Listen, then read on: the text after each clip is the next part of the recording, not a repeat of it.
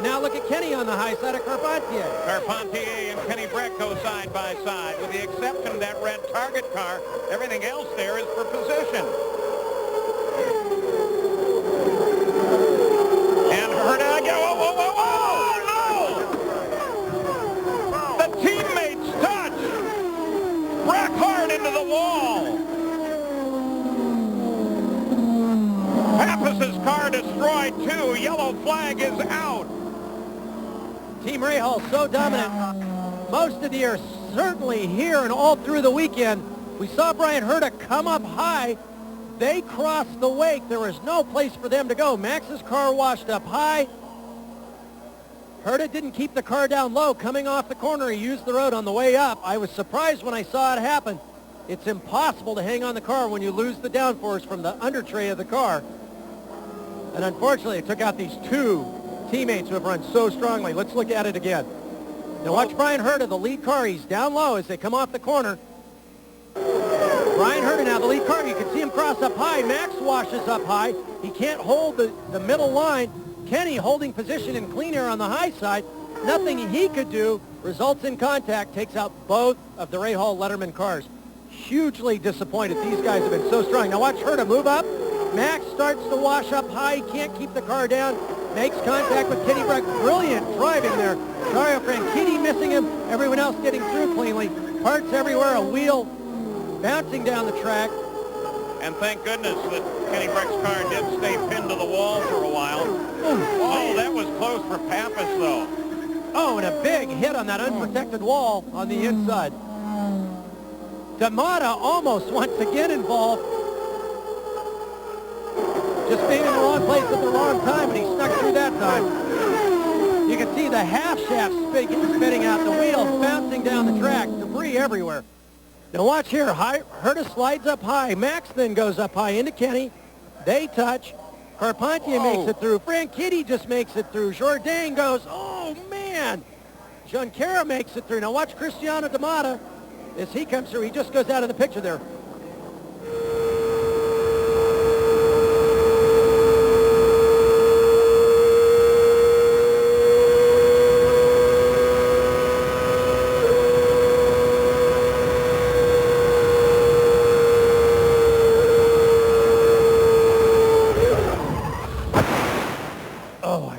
That sound. 232 perfect laps out of those two guys. They're both fine, but my goodness, just that split second, that tiny mistake. Kenny Brack and his teammate Max Papis are both being reported all right. They're obviously walking. This is Junqueira. Oh, man. I think his heart started again. Let's go down to Jan Vigas. With Michael Andretti, who, of course, left the race with engine trouble. But you had another problem. Water bottle problems? What was up with that? Yeah, my water bottle broke, so I was a little dehydrated there. It took a couple minutes to get some water back in me, but I'm okay. Thankfully, Michael is okay. Thankfully, the guys in the track are okay. But, guys, he said he was really, really lightheaded and had trouble getting back here. Between Max Papis and Kenny Brack, they combined to lead 147 laps today. A tiny mistake on 232 ended it for both of them. This is again the way it looked from Kenny Brack as they went into turn 3. We'll be right back. Back at the Michigan 500, presented by Toyota. Still up above, providing us with a blimp's eye view of the last exciting laps of today's race, the Fujifilm blimp of onboard cameraman Rich Steiner. And here is that touch once again. Now you could see Max was slowing down. He was in the turbulence trying to control the car. These cars are very much on the edge. Keep in mind the Hanford device produces lift, not downforce. The front wings have to counterbalance that. It's only the underwing that's producing any downforce at all. If it gets turbulent air, the whole car starts to take off. Max and Kenny were very, very close together to begin with. Max moved just a little bit up in the wake. You can see him sliding back there as he's doesn't have full control over the car. Not his fault, just a wake turbulence problem. It's a lot what you read about airplane crashes and wingtip vortices and the accidents you see sometimes at airports, except this is happening on the ground at 220 miles an hour. You cannot put into words how disappointed these guys are. I mean, even though we're going to go up and interview them and talk to them about the race, your heart has just been crushed.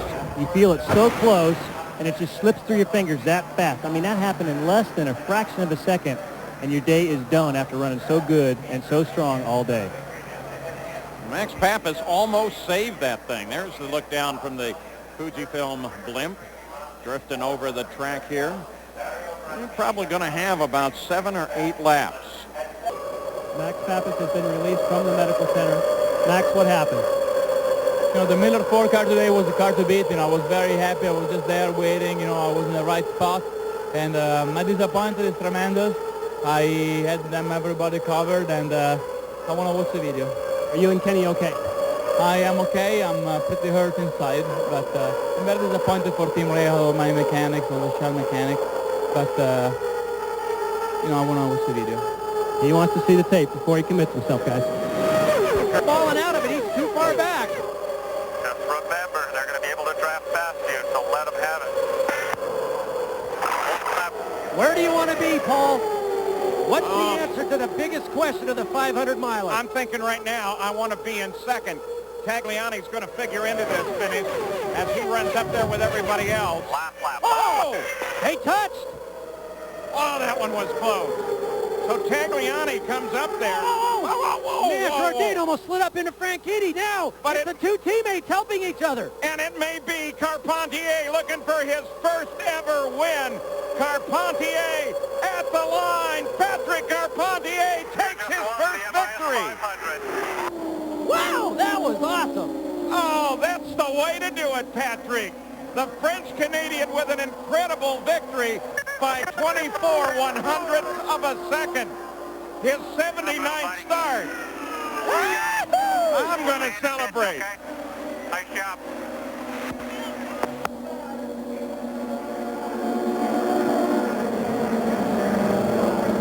They have run the last lap of the Michigan 500. Oh, no. And with his teammate figuring into the deal, here it was, Parker. Cross the line with 1 to go. Jourdain slow, but now look, we've got the spoilers in, Tracy and Tagliani. You're thinking, okay, we've got Franchitti, Patrick's there, Jourdain's trying to make his way back up. He cuts down very aggressively here. Tries him again on the low side, can't get it done, starts to slide up high into Franchitti. Franchitti's got to lift off because of the turbulence. The two players' teammates say, wow, this works out quite well. Carpentier says, finally, I've got to win. I re-signed for next year, the earliest I've ever known in my racing history as to what I'm going to do the following year. He rewards the team with a 500-mile victory at Michigan. Here you watch specifically Tagliani. There's Carpentier as he moves high. Jourdain Jr. almost bumps wheels.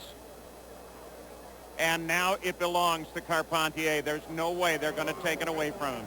There's Michel Jourdain Jr. He has every right to be happy as well with the second place finish. Franchitti third, D'Amata fourth, Brian Herta fifth. And being with a small team, having experienced this very, very same opportunity, finishing second is as good as a win when you're up against massive, large teams. The kind of race he had all day long was absolutely brilliant. Second place, fantastic from Michel Jourdain. Now they're showing him down in third, tied at the line with Dario Franchitti, 0.243 seconds behind Carpentier at the line. Yeah, they're going to have a couple of things to resolve here. The official scoring monitor is showing Carpentier as the winner by 0.243 over both Franchitti and Jourdain Jr. They just flip-flopped those results with Franchitti now second, Jourdain third. Cristiano D'Amata fourth, Brian Herta fifth. And Tagliani, of course, running with the leaders at the finish, a lap down in sixth place. And remember, Cristiano D'Amata had slid all the way to the very back. Gary Gerald. Pandemonium at Victory Circle. Isn't that the way you want it? After all these years of running in this speedway, the final chapter in immediate kart racing history goes to Patrick Carpentier. The emotion of this team and this crew, unbelievable. 500 grueling miles. As soon as Patrick gets that helmet and the Hans device out of the way, being assisted here, will get his first thoughts on his first Champ Car victory. Boy, through the years, we've seen so many great moments with some of those names that we mentioned just a short time ago. Here comes Patrick out. Pat,